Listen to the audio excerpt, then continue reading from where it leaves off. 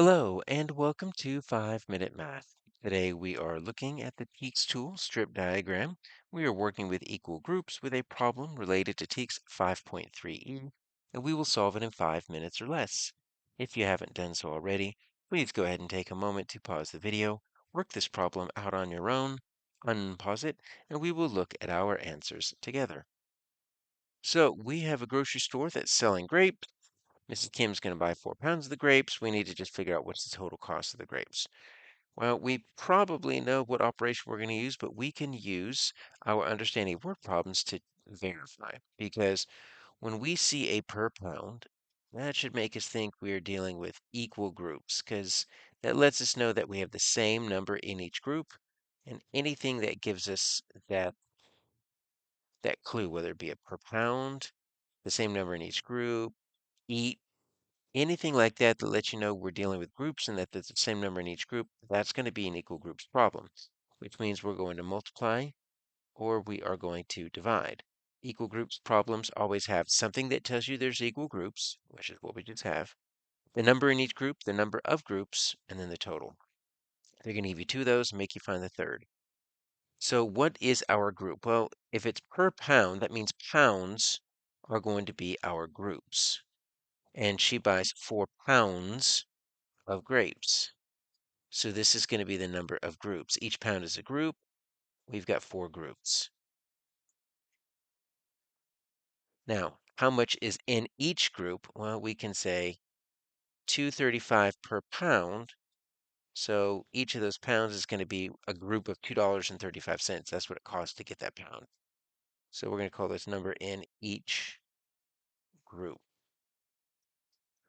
So if we have the number in each group, and the number of groups, and they already told us the equal groups, then we are missing the total. It asks right here, what is the total cost of the grapes? When you are looking for the total in an equal groups problem, that means you multiply. When you are not looking for the total, they give you the total and you're looking for the number of groups or the number in each group in an equal groups problem, that means you divide. So let's draw a strip diagram. How many groups do we have? We've got 4 groups. So let's put this here. And then what do we have in each group? $2.35.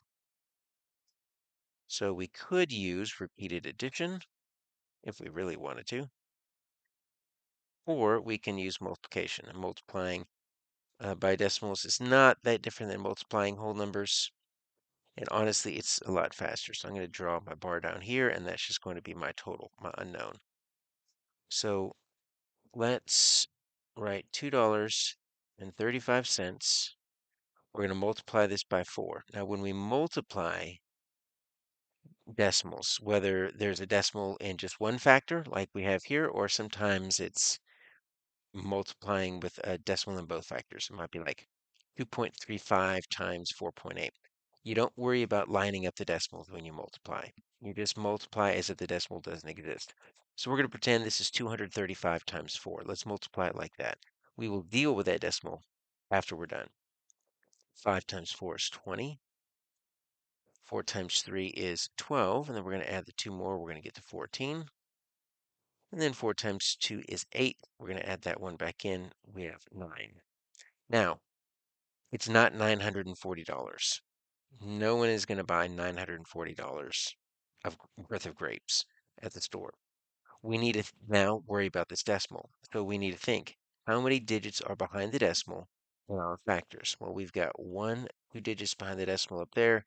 There's no digits behind the decimal in the 4 because there is no decimal. So there's just 2 digits behind the decimal in both factors put together, which means we need 2 digits behind the decimal in our answer.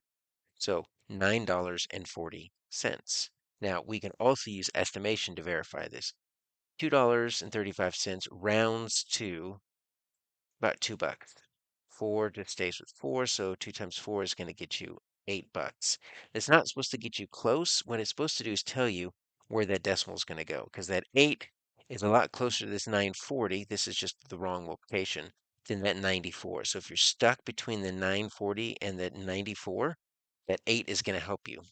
And that's going to say, oh, the decimal's a lot closer to the 940 than the $94. So my answer here is B.